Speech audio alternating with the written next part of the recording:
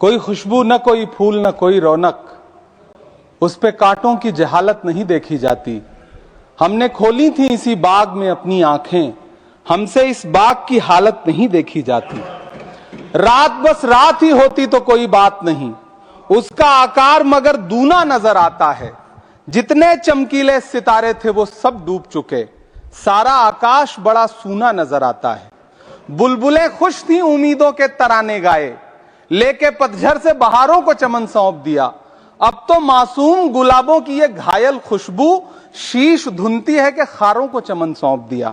तुमने क्या काम किया उनके अभावों के लिए, जिनकी मेहनत से तुम्हें तख्त मिला, ताज मिला। उनके सपनों के जनाजों में तो शामिल होते, जिनके चुप रहने की वजह से तुम्हें राज मिला।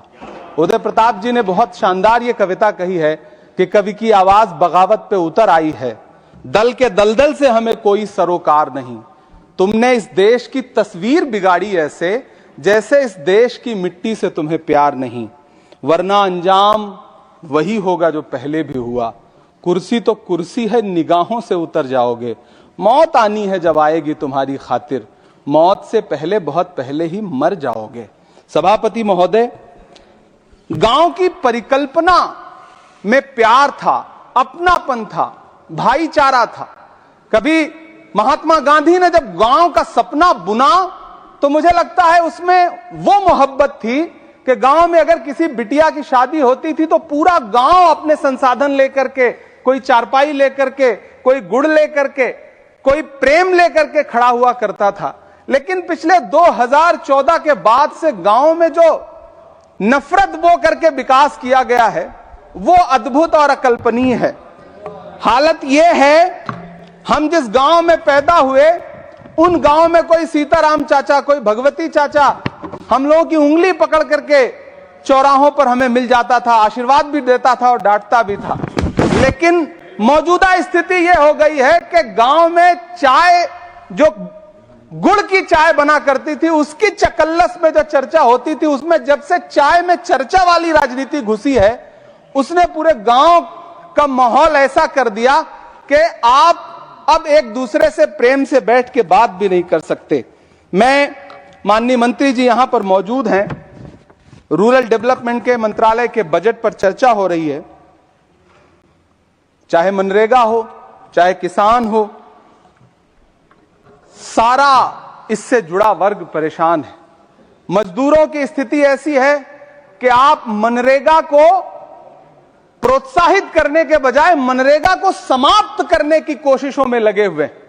सच बात यह है कि राज्यों पर भार डाल करके आप मनरेगा खत्म कर देना चाहते हैं और उसके लिए आपने नाम लिया है कि आप उसका नाम बदल करके बीग्राम जी करके उसके पीछे आप इसको छुपा लेंगे।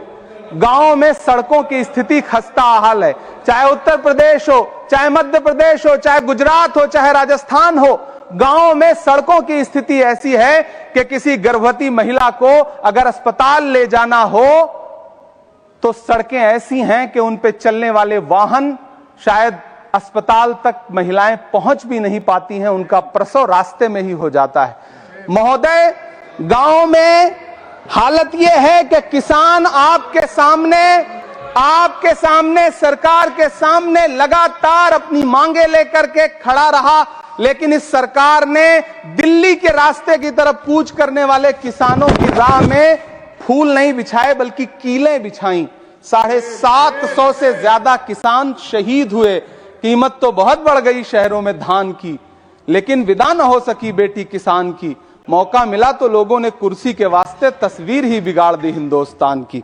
सभापति महोदय, इस सरकार में बातें तो बड़ी बड़ी रही। बजट की बात करके यह कहा गया कि गांव का विकास करेंगे, लेकिन प्रधानमंत्री की जो आवास योजना है, प्रधानमंत्री आवास योजना के तहत गांव में आवास बनते हैं और इनकी राज्य सरकारें उन आवासों पर बुलडोजर चलाती हैं। ऐसे कई मामले अलग अलग राज्यों में देश के सामने हैं। आप कहेंगे तो मैं पटल पर रख दूंगा, अभी हां पटल पर रख दूंगा, ऑथेंटिकेट कर दूंगा। महोदय, जब पीएम आवास योजना के तहत बनने वाले घरों पर बुलडोजर चलेंगे तो आप गांव के कौन से विकास की परिकल्पना कर रहे हैं? गांव को तो आपने भगवान भरोसे छोड़ दिया है। गांव में रहने वाला किसान अपनी मेहनत से अगर अन्न उपजा रहा है तो आप उसकी एमएसपी भी नहीं दे पा रहे हैं, आप उसको सहायता नहीं दे पा रहे हैं, बल्कि धन्ना सेठों की सरकार बना के रख दिया है आपने। महोदय, मैं जानता हूं मेरा समय समाप्त होने वाला है, लेकिन एक मिनट मुझे कंक्लूड करने दें, मुझे कंक्लूड करने। सर, हमारी आंखों में तो ऐसे गांव के सपने थे कि जहां रहने वाले ग्रामीण अंचल के लोग शहरों की तरफ पलायन ना करें, ऐसा सपना हम देखा करते थे। लेकिन गांव में डेवलपमेंट के नाम पे इस सरकार ने मूलभूत सुविधाओं से भी गांव को वंचित रखा हुआ है, जिसकी वजह से गांव पलायन करके शहर की तरफ भाग रहे हैं और गांव के गांव खाली होते जा रहे हैं।